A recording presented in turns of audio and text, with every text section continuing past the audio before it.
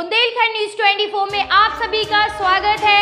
मैं साहिबा बानो ले चलती हूँ झांसी की कुछ अहम खबरों की ओर। महिलाओं की सुरक्षा को लेकर सरकार तमाम योजनाएं मिशन नारी सुरक्षा सम्मान चला रही है, लेकिन धरातल पर इन योजनाओं का सही से लाभ किसी भी पीड़ित महिलाओं को नहीं हो पा रहा है। दबंग माफियाओं से परेशान एक महिला ने आज रो रो कर मीडिया को अपना दुखड़ा सुनाकर पति व संपत्ति को बचाने की मांग की है। पत्रकार भवन में आयोजित की गई पत्रकार वार्ता में सीपरी बाजार के आवास विकास कॉलोनी निवासी अपर्णा दुबे महिला ने पत्रकारों को बताया है कि उसके पति को बांदा के कुछ दबंगों ने बंधक बनाकर उसका करोड़ों रुपए हड़प लिया है। साथ ही उनकी संपत्ति हड़पने के उद्देश्य से बच्चों को बेघर करने के लिए साजिश रची जा रही है। कभी भी उसकी व उसके पति की हत्या हो सकती है। महिला ने बताया है कि इसके लिए वह कई बार झांसी पुलिस प्रशासन और बांदा पुलिस प्रशासन से मिली, लेकिन उसकी कोई मदद नहीं की गई। महिला का आरोप है कि बांदा में उसके पति को बंधक बनाने वाले माफियाओं की राजनीतिक पकड़ है, इसलिए राजनीतिक संरक्षक के चलते पुलिस कोई कार्यवाही नहीं कर रही थी।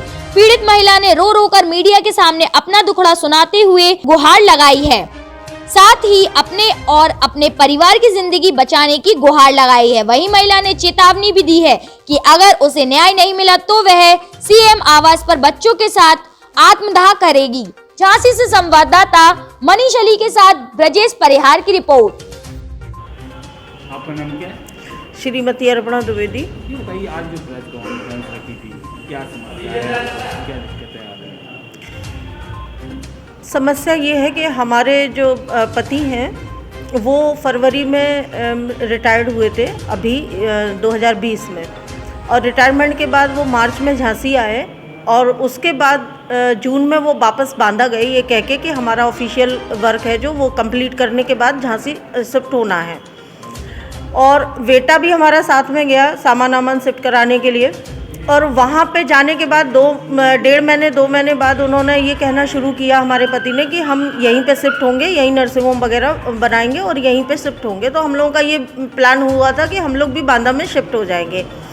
तो 2 महीने बाद फिर अचानक से हमारे हस्बैंड ने मोबाइल बंद कर लिया, और बांदा के ही गोपाल नारायण तिवारी हैं जो एडवोकेट हैं, और उनका एक भाई है सत्यनारायण तिवारी जो कि पत्रकार भी है, तो उनके घर में जाके रहने लगे।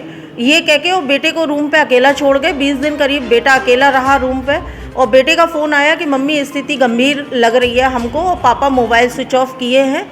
हम लोग भी इधर से ट्राई कर रहे थे तो उनका मोबाइल स्विच ऑफ ही जा रहा था। तो हम जाकर के बेटे को लेके आए। वहाँ पे पता चला कि हमारे बेटे को गोपाल नारायण तिवारी का जो भाई है सत्यनारायण तिवारी, वो ड्रग्स का काम करता है, और उसने हमारे बेटे को ड्रग्स ला करके खिलाई हैं और उसकी स्थिति काफ़ी गंभीर कर दी, और वो इस समय हम उसको रिहैब में एडमिट करा के आए हैं। उसके बाद भी हमारे हस्बैंड का मोबाइल नंबर बन जा रहा था, तो हम वापस बांदा गए हैं। वहाँ पे झांसी में भी पहले हम पुलिस प्रशासन के पास गए थे, यहाँ हमें कोई मदद नहीं मिली। फिर हम बांदा गए, वहाँ भी हम पुलिस प्रशासन के पास 10 दिन घूमते रहे। जब हमने मीडिया में और सब जो प्रशासनिक अधिकारी हैं सबको हमने टैग करके ईमेल वगैरह भेजा, तब वहाँ प्रशासन पे दबाव पड़ा। तब हमारे पति को बुलाया, तो वहाँ पे हमारे पति ने ये बोला कि हमको पत्नी से जान का खतरा है, और पत्नी हमारी मारती पीटती है, और हमको यहाँ पे आदमी मारने के लिए लगाए हैं। ये हमारे पति ने वहाँ पे बयान दिए, जो कि सरासर गलत है। और ये एक जो गोपाल नारायण तिवारी है वकील, उसके कहने पे ये सब कर रहे हैं, क्योंकि गोपाल नारायण तिवारी वहाँ पे रैकेट चलाता है औरतों का, और उसके प्रमाण भी हैं, और वो वहाँ पे क्रिमिनल आदमी है, और उसका भाई ड्रग का काम करता है। और चूंकि हमारे हस्बैंड का अभी फंड निकला है, झांसी की जो प्रॉपर्टी मकान है हमारा, वो भी हमारे पति के नाम है। अगर बांदा में उन्होंने कोई खरीदी होगी प्रॉपर्टी तो वो भी उन्हीं के नाम होगी। तो उनका केवल एक उद्देश्य है कि हमारे पति की पूरी प्रॉपर्टी और पूरा पैसा उसको लेने का उनका उद्देश्य है। उसके जरिए उन्होंने एक प्लान ये बनाया था कि पत्नी के ऊपर ये चार्जेस पति से लगवा दिए जाएं, ताकि वो मर्डर कर दें और हम पत्नी जाए जेल में और बच्चे रोड पे। उनकी ये पूरी प्लानिंग थी, जो कि हमने सब जगह एप्लीकेशन दी, तो जिसकी वजह से उनकी ये प्लानिंग फेल हो गई। आशंका क्या जताई जा रही है, क्यों ऐसा कर रहा है? आशंका केवल एक ही है कि पैसा जो ये गोपाल नारायण तिवारी है, इसका वहाँ पे बांदा के जो निजी लोग हैं उनसे हमने संपर्क किया, तो उन्होंने सबने यही बताया कि ये क्रिमिनल आदमी है, और इनसे कोई भिड़ता नहीं है, क्योंकि इनकी पहुंच बड़े ऊपर तक है। राजनीतिक और प्रशासनिक पकड़ है इनके पास, क्योंकि ये गैर कानूनी सारे काम करते हैं और क्रिमिनल व्यक्ति हैं ये।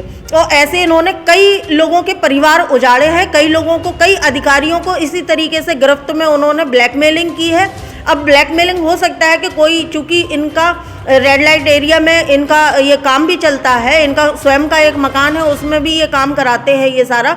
हो सकता है कि डॉक्टर साहब की भी कोई वीडियो बना ली हो, जिसकी वजह से डॉक्टर साहब उनके दबाव में हो, और उनकी, डॉक्टर साहब की भी मानसिक स्थिति ठीक नहीं है। हमें ये भी शक है कि इन लोगों ने हमारे पति को नशा करा के, नशे, चूँकि उनका भाई नशे का काम करता है, तो नशा करा के उनको कोई वीडियो बना ली हो या इस तरीके से ब्लैकमेल कर रहे हो, और सारा ये जो भी रच रहे हैं वो केवल पैसे के लिए रच रहे हैं वो।